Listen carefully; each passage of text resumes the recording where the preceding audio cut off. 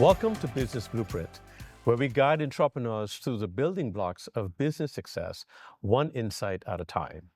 I'm your host, Jeffrey Beckles, and in today's episode, we're commemorating a very special milestone, 7 years of the Small Business Development Center. Today, we'll be reflecting on the evaluation and the evolution of the SBDC, its growing pains, its breakthroughs, and the processes that have shaped its role as a leading driver of entrepreneurial support in the Bahamas. We will also be looking into the ways that the SBDC's vision has transformed into value for the many clients it has engaged in the country. Joining us today for this impactful conversation are representatives from the SBDC's founding partner organizations.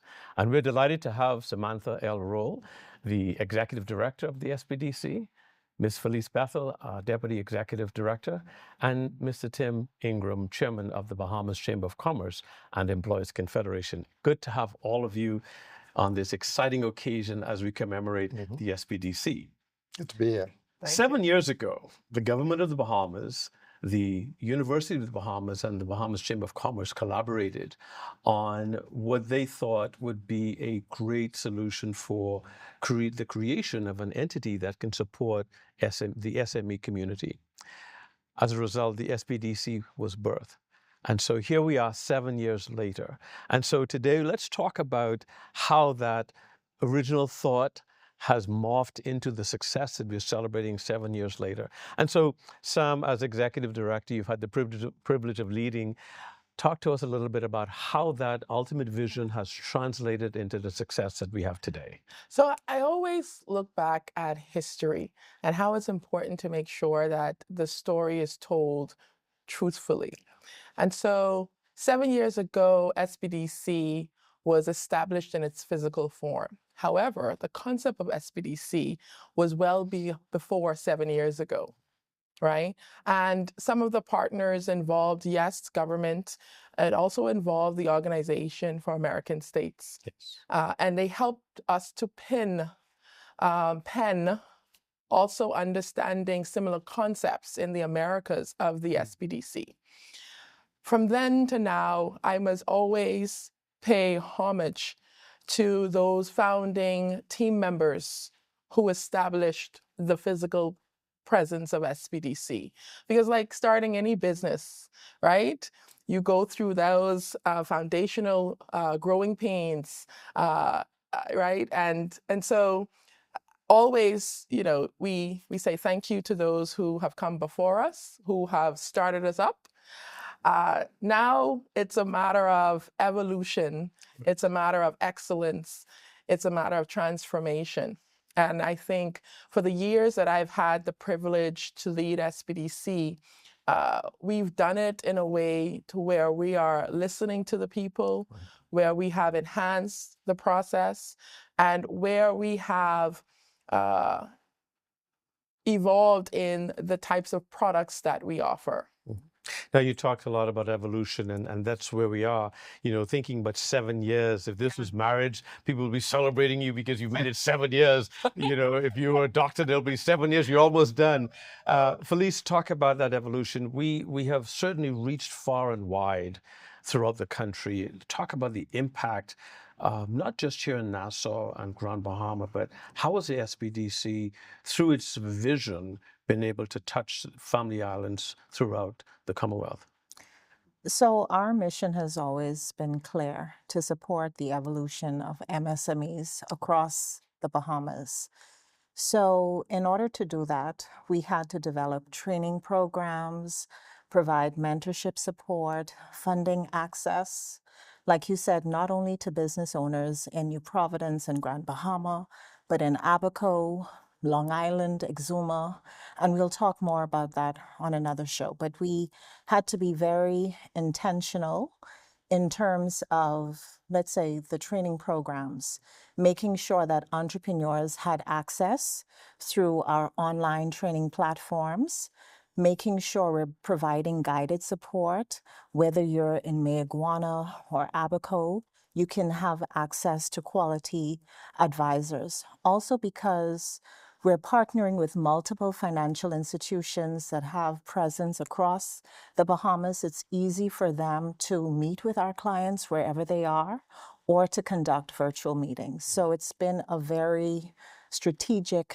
process, a process we've had to refine over time. Yep. Sam, Felice talked about partnerships. Yeah.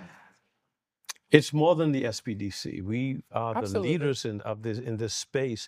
But talk to us about who are the other partners and how have they played a role in our success? So SBDC's success, is underpinned by our partnerships, our strategic partnerships and collaborations. We can't do anything that we do without them. Our founding partners, as we have Tim here, is the Chamber of Commerce, and they play a pivotal role in the capacity in which they sit in the business community. We also have academia, which is the University of the Bahamas. I mean, that within itself, understanding various concepts of support organizations, of incubators, all academia plays a pivotal role. Yes. And of course, government, Yes. our policymakers, Right. right? How do we enhance the enabling environment for entrepreneurs and small businesses to thrive? Right. Not just survive, but to thrive. But to thrive. And so it was very strategic and absolutely necessary to have those key partners as the founding partners of such an organization. But then we expand beyond that. And we know that in any society, you want to engage across private sector, civic society. You want to make sure that your stakeholders, not only in New Providence, but across the Family Islands, are accessing equitable resources. And so partnerships include, other chambers across the Family Islands, the Eleuthera Chamber of Commerce, the Abaco Chamber of Commerce. It includes, various associations. We've had partnerships with private entities, larger businesses who help to support smaller businesses. And I can name so many. I want to be careful, though, because if you get one, Gotta get them all. I don't want to forget one. But our partnership is I want to say that it is our cornerstone of how we do what we do. In every program we've launched, we can name the partners involved in those programs. And that has always been intentional efforts. We're going to continue the discussion about partnerships when we come back from our break. We'll talk to the Chamber and get their perspective on the value that the SBDC has brought to the small business community and its impact. Stay with us. We'll be right back. At BOB, we take pride in our business banking. I chose Bank of the Bahamas because it was a Bahamian-owned bank. The bank has certainly supported our evolution through overdraft facilities, purchasing of equipment, facilitating of salary payments, and I really believe that Bank of the Bahamas is able to help in the development of the local economy. I would truly recommend the services at Bank of the Bahamas.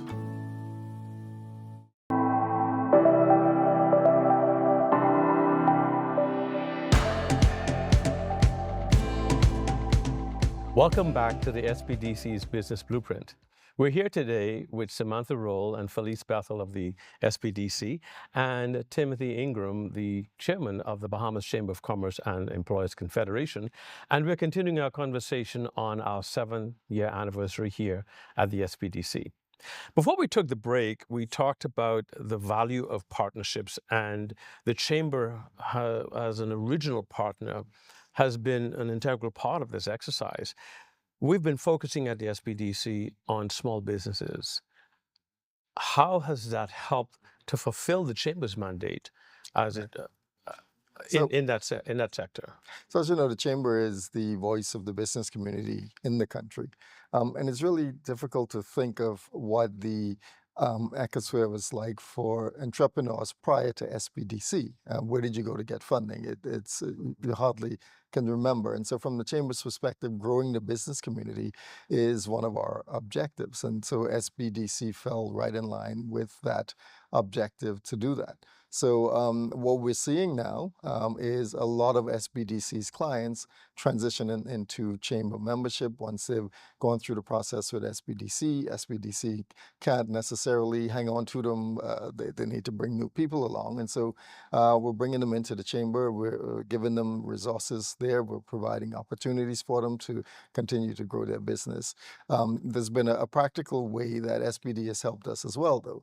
Our CEO, who joined us a year ago, came from SBDC. So SBDC has provided us with a CEO, and that has shown the value of the link between SBDC and the chamber, the possibilities.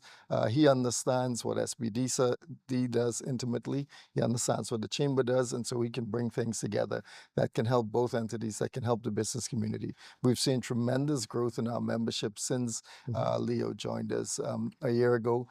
He's reached out to some of his former SBDC clients, brought them along, and they're bringing their friends along. So it's been really great for chamber. The relationship is working for us. We have cross-fertilization on our boards, and all of this is in the effort to continue to build our business community. So there's organic growth between the two as a result of the partnership. There is. To those of you watching our program this evening, it's incredibly important for you to understand this unique connection. Get in contact with the SBDC, become a member of the Bahamas Chamber of Commerce. Felice, we talked about the process, and we've actually touched thousands of entrepreneurs throughout the country. Give us an idea of how many businesses we've actually touched, and the process. Sometimes people get a little bit frustrated, but progress has to come with process. Talk to us a little bit about that. So in terms of funded businesses, we've touched 2,474 businesses. They've accessed over 93 million in funding. That's a big number. Huge, right? Now, when it comes to our process, I will acknowledge that it can seem overwhelming or frustrating to the average business owner. And I'll also acknowledge that our process is onerous, but for good reason. Yes. When we're talking about public funds, government guarantees, we have to uphold a high standard of accountability to protect taxpayers, to ensure that businesses that are being funded, that they're properly prepared for success. That doesn't mean, though, that we don't streamline our process, refine it from time to time based on feedback from business owners and financial institutions. So it's a work in progress, but at the end of the day, the structure is not meant to be a barrier. It's meant to be a protection mechanism for both taxpayers and business owners. There's also an improvement in the way we do business. Exactly. And what is important is for businesses to understand, Sam, you don't just show up and automatically get a grant or get a guaranteed loan. No. There is a process, and there's an educational component to this as well, because truth is, we are digital. Right. It's more detailed. Right. There's greater sense of accountability because, as you correctly said, we're taking somebody else's money and investing in you. So it has to be seen as an advancement in our processing. Exactly. Would that be correct? So There should be some skin in the game. yes. Right? Particularly around grant funding programs. What's your skin in the game? Yes. The skin in the game is to participate in the capacity building. Right. The skin in the game is to participate in some of those curated events, Right. networking opportunities, mentorship program. That's your skin in the game. All designed to help you. That's your skin in the game. Right. Not red tape, Right. but skin in the game. Yes. So it's the evolution of the small business community. And so, Tim, we see this evolution, yes, but one of the objectives I know that the Chamber's always had is building capacity, building resources.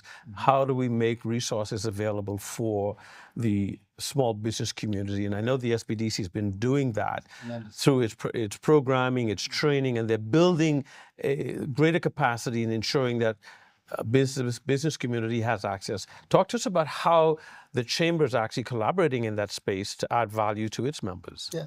So we are looking at, we work with things like trade shows. For instance, we just returned from a trade show to India with 60 of our members, where we took some former SBDC clients, in fact, who have transitioned into the chamber.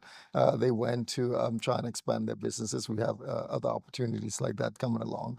We're helping small businesses. One of the issues we have in the country, and SBDC has had to resolve this by building an ecosphere, is that businesses aren't online. I saw a report recently that about 90% of Bahamians own smartphones, but only about 40% of businesses actually have an online presence. And so we're looking to address that. In fact, we've been having meetings with SBDC about their Tingsy platform to get some of our members on the Tingsy platform.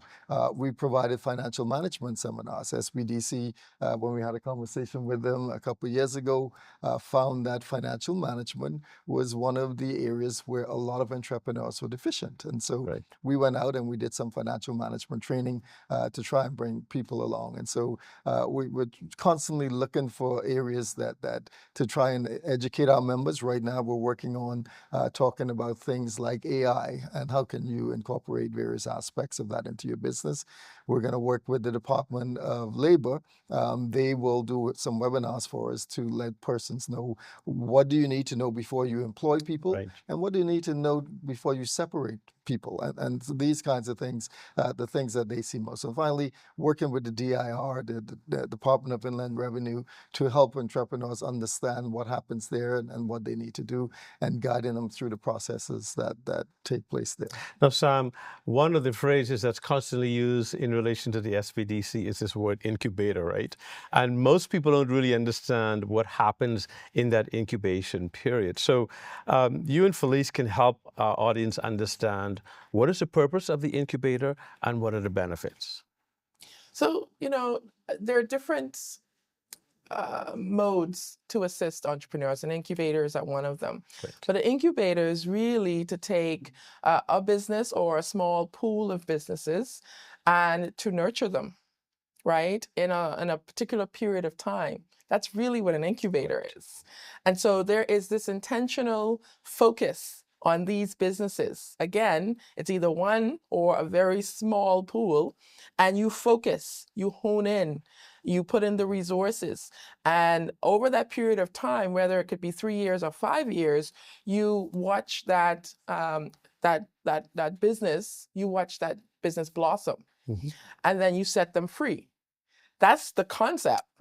Right. And so, for SBDC, certainly those are one of those mechanisms that we want to expand in, because we know that in our existing pool of over 2,400 clients, there are some businesses, if we really put some intentional effort, additional further effort in, and we use the concept of an incubator to do so, we can get them from micro to small, small to medium, medium to large business. Pretty good. This conversation has been very exciting as we talk about the SBDC's impact in its 7 years. When we come back from our break, we will have our mentorship moment with Ariel Pinder. Don't go anywhere. My late husband, Tyrone Albury, had a passion for brewing beer at home. We found one of his recipes and we started on the stovetop with 1 gallon of beer. It was a hobby that turned into a passion project that turned completely out of control. We had to make a decision whether or not we were going to continue home brewing or open a brewery. So craft beer is basically brewing a very small batch of beer. Every individual batch of beer is going to be slightly different. We're always trying to figure out what the next best beer is going to be. Just the sheer amount of love and effort that goes into every brew. It's a science, really, to selecting the right grains and the hops, and then expanding on some of the normals. Really, in the last couple of years, we've had a lot more of the locals that have found our location. They realize that there is a fuller flavor beer out there, and we take pride in that. When we first started the concept of the brewery and we were looking for funding, it was the SBDC that we leaned on to help me push through at times when I wanted to give up, to tell me when I was making mistakes, and for that, I am grateful. So I would encourage all entrepreneurs, if you're looking for funding, mentorship, and encouragement, to launch your new business idea, I would encourage you to contact the SBDC.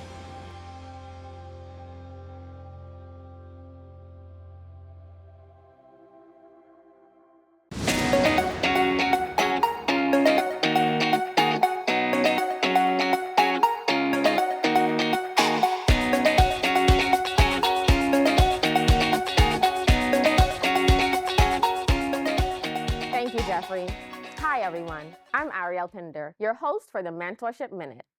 Today, let's talk about something every entrepreneur needs, but sometimes overlooks, and that's a strong network. Entrepreneurship can feel isolating, but you don't have to go through it alone. Actively connect with other business owners, mentors, industry experts, and potential partners. The right professional connections can offer advice, share opportunities, and even lead to collaborations or new clients. So, invest in relationships that can help your business grow. But how can you build this network? Attend networking events, join professional associations within your field, and make the most of online platforms like LinkedIn. Another way to get connected is by joining an SBDC program that aligns with your business goals. Check out sbdcbahamas.com or give us a call at 461-7232 to learn more about upcoming events and programs that can help you develop your network.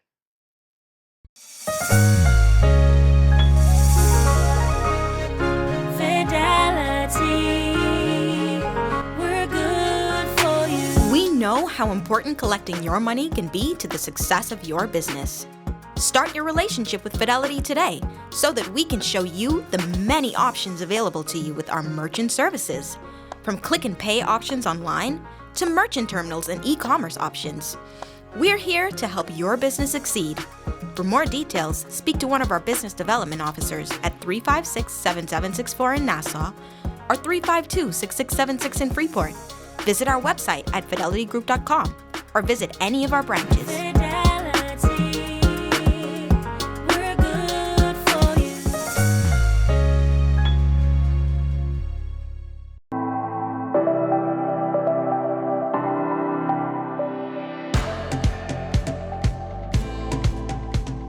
Welcome back, and thank you for that mentorship moment, Ariel. As we wrap up our conversation today, the 7 years has seen two groups of leadership at the SBDC. One of the more remarkable things I want to publicly acknowledge is that even though there has been transition in leadership, the SBDC has not skipped a beat. As a matter of fact, it has grown. And one example of that is this program that we're on tonight. We didn't have this 5 years ago. We didn't have this 3 years ago. So the SBDC is evolving in how it reaches and communicates its messaging to the wider community. And we highly commend you for staying the course and doing the fantastic job that you are doing. So as we wrap this conversation up today, everybody wants to know what's next. And as I talk to you off camera, all I get is excitement about what you plan next. Talk to us a little bit about what you see next for the SBDC and ultimately for the small business community out there.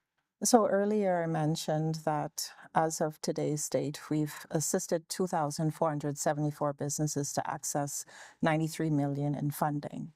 We're now on the road or the path towards $100 million in funding, right? What does that mean? In simple terms, that means we have to write more business plans. We have to host more investment committee meetings. We have to set up more satellite offices in our family islands. We have to increase the number of strategic partners we have, including financial institutions. And when you think of the fact that we have more than or about 50,000 licensed businesses compared to 2,474 that we've touched, you can see the gap of more businesses that we want to impact and support in whatever their dreams are. That is fantastic. And what's important too is that message reigns loudly from Grand Bahama in the north all the way to Inagua in the south. Sam, what do you see next? So SBDC Bahamas will be the regional standard for effective small business support. That's what I see. That's incredible. Right? So our mission, our why remains the same. Our how changes, it evolves, it enhances, and it gets us to a standard, a level of quality that goes beyond local recognition, but regional recognition. That's incredible. We want to be the benchmark Absolutely. for incubators, for Access Accelerator. Absolutely. That is fantastic. So, Tim, from a chamber's perspective, what do you see next for the SBDC in terms of how we can strengthen this partnership and benefit the broader business community? Yeah, well, I see not just entrepreneurs coming to SBDC. Obviously, you have existing business persons coming in looking for funding. But I think looking forward to seeing the small businesses that have benefited from SBDC over the first 7 years and watching them transition into larger businesses. Obviously, small business, the engine that drives most economies, and here is no different. There are huge opportunities from the Chamber's perspective in the tourism space, in the food security space, in the digital economy space, and I think SBDC is well positioned to push companies into those spaces. That's just referred to using the incubator. So those those micro companies become small and then medium, and what we really like to see is some of them looking to export from our economy, making us not just an import economy, but an export economy as well. Well, listen, this has been an incredible conversation celebrating this milestone with the SBDC. And so we thank you for joining us. Our special thanks to Executive Director Samantha Roll, Deputy Executive Director Felice Bethel, and to the Chair of the Bahamas Chamber of Commerce. We thank you, Tim, for joining us. And we look forward to the next time we get to celebrate 7 more years of exciting and impactful effort between the SBDC and the Chamber and our other partners. And so we thank you for joining us on our program today. And we look forward to you joining us when we come back to you. Until next time, we look forward to you turning your business insights into tomorrow's success. Thank you, and see you next time.